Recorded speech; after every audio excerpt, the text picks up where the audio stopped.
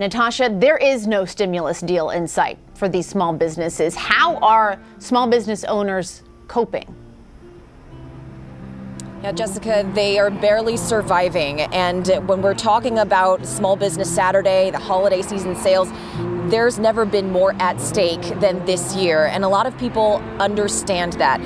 Some of the small shop owners that we've talked to here on the square in Lawrenceville, just outside of Atlanta, they tell me about how they had to lock down in the beginning. And now that we're in the holiday season, they're not going to be seeing the holiday party bookings that they would typically get at the venues, at the restaurants. So that revenue's not coming in. In fact, the owner of Universal Joint Restaurant here on the corner, Bruce Kennedy, tells me if it weren't for the PPP loan earlier this year, his restaurant may not have survived. He says it is critical for our leaders in Washington to provide more aid for small businesses very soon. Here's what he said.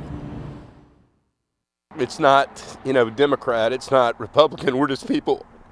We need help. And so, I would take all the politics out of it.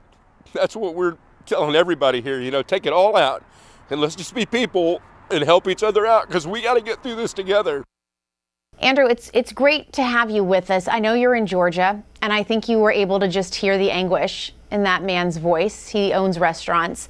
You're not in Congress. We understand that. You don't necessarily have power to do anything about it. But what do you tell somebody like that now? There are millions of Americans out there that desperately need help, and Congress is simply not delivering for them.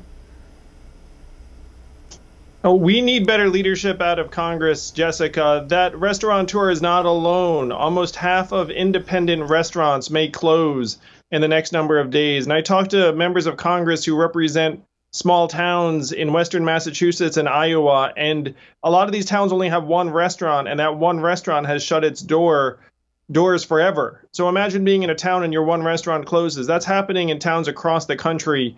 Congress needs to come to the table